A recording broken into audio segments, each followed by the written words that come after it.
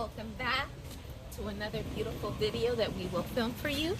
We are in Palm Beach County and Wakodahatchee Wetlands. Come and visit with us.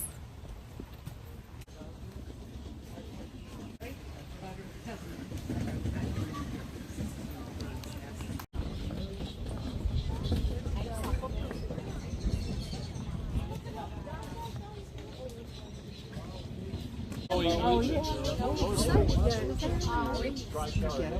look at this beautiful bird. Oh my gosh.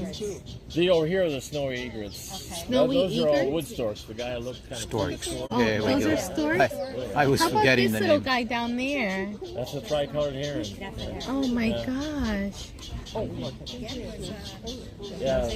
Look at this one Yeah, there. these are the snowy egrets here. The ones that Oh kind of my god. Look at that one way down there. Little dance.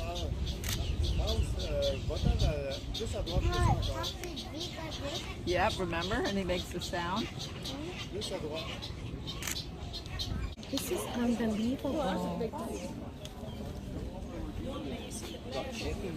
He was so right. All right.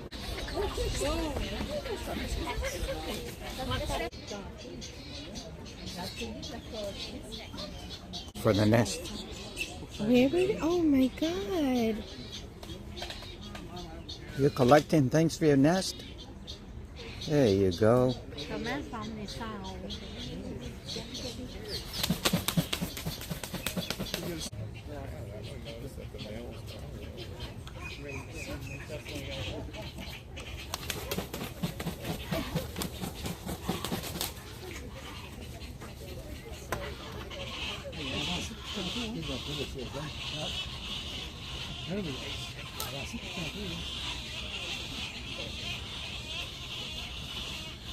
Qué lindas aves que hay.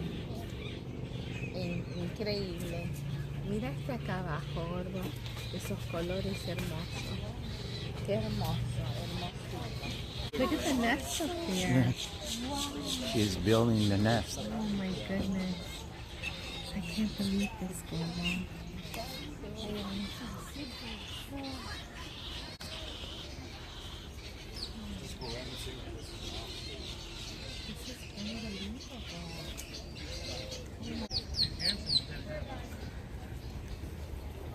Oh, I started watching him. That's not sound.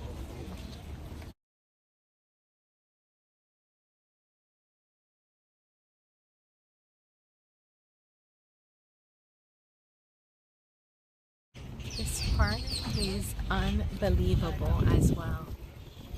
You're like so close to them.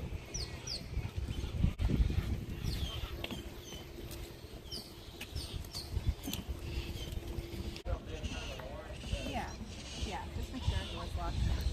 Abby doesn't have her TV anymore. Yeah. Oh, okay.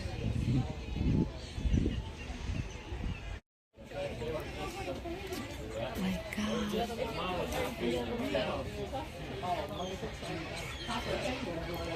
Yeah, you're right.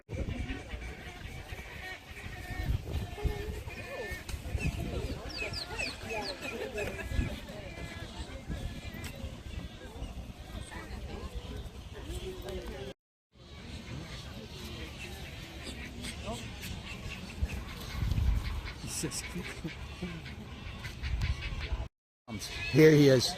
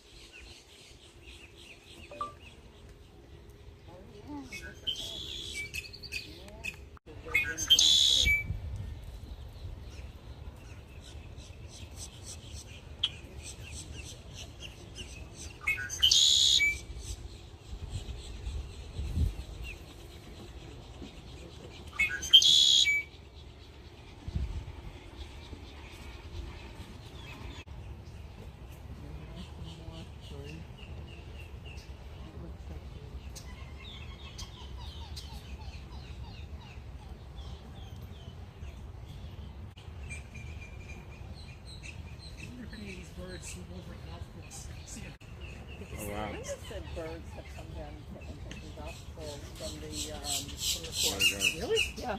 Wow. Find a bird with God, this is very interesting to know. So it says even though it seems like we're surrounded by water in South Florida, only a small percentage of that water, less than 1%, is fresh water.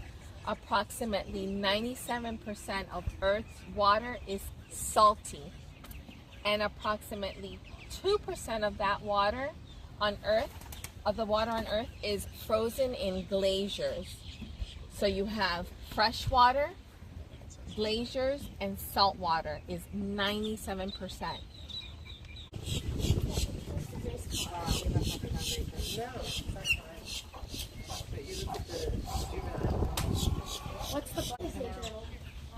Did you look at the alligator? Yeah. There's an alligator. Yeah. That's what's going on.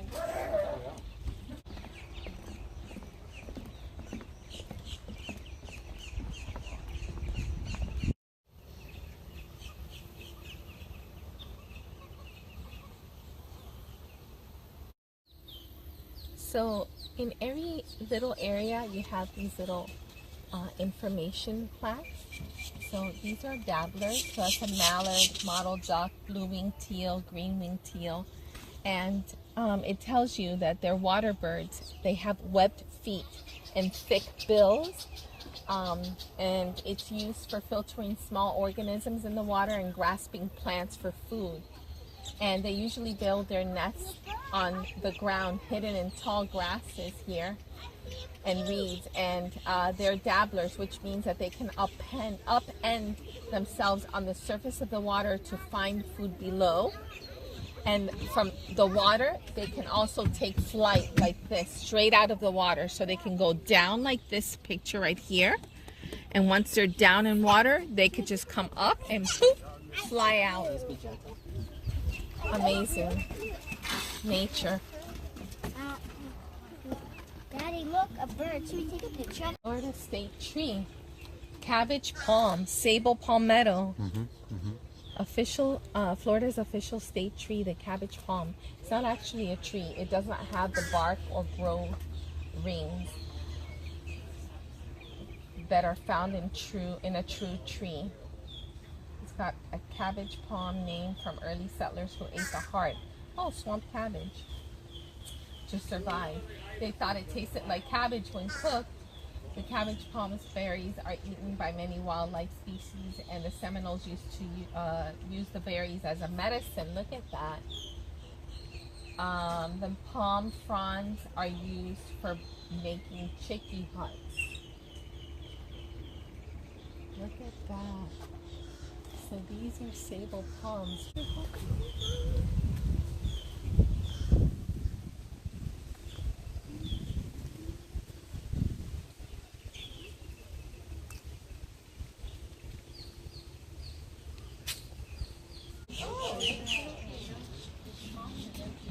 at those beautiful feathers. Well, thank you for showing us.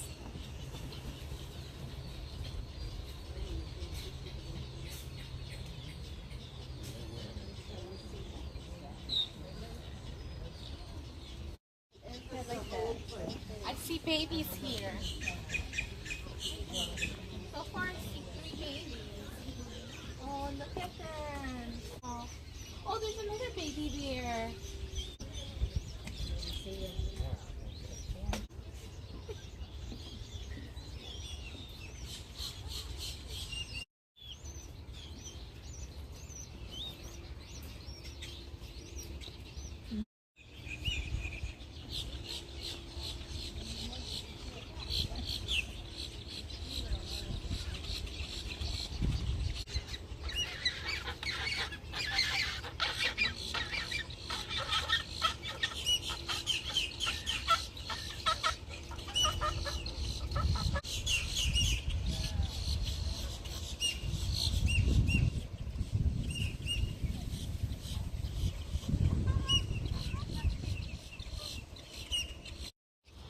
There's 3.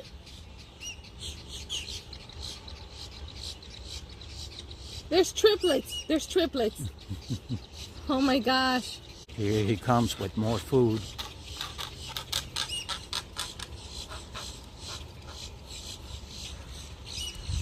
More food or reinforcement? Right? Reinforcement for the nest. Look at that.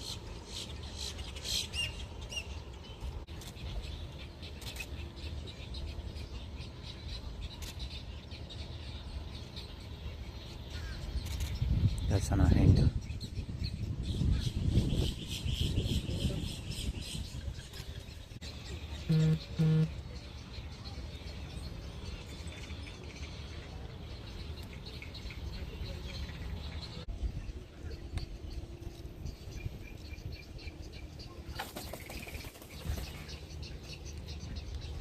Is that good? You there?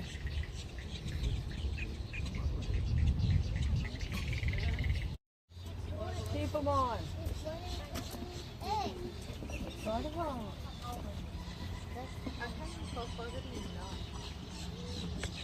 No? Yep. Hey, buddy. Okay, his mouth is over there. Yeah, he's facing that way. Yeah. And I feel the other one is over there. That's one too. These elegant birds are commonly associated with wetlands. Several of these species came close to extinction in early 1900s because their beautiful feathers were used in the fashion industry to decorate hats. During the early 1900s, these feathers were actually worth more in weight than gold.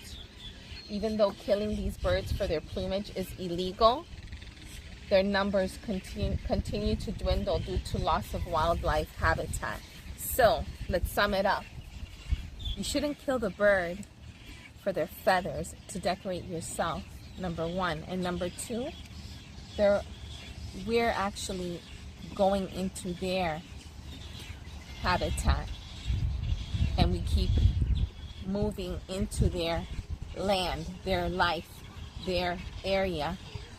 That's why, you know, we see every time that we drive around more and more buildings and homes being built. We're taking over. Not good.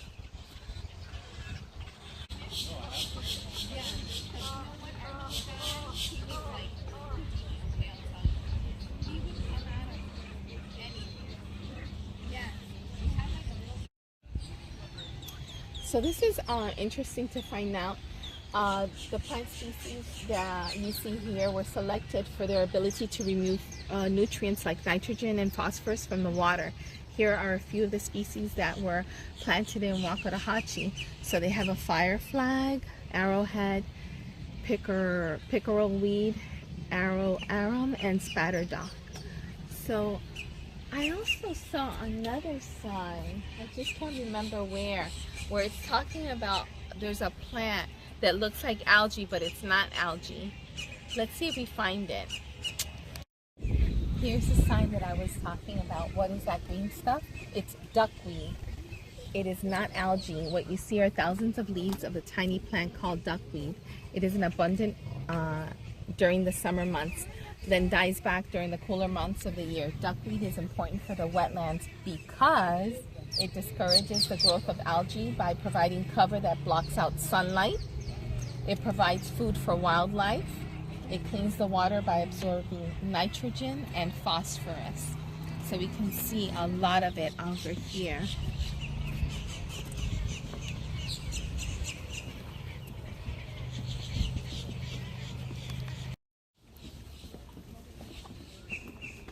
What a wonderful experience. Another park that we have never come to. And we enjoyed it again, like always, and I hope that you all enjoy it. Please let us know, give us a thumbs up, and subscribe to our channel. Thank you. Bye-bye.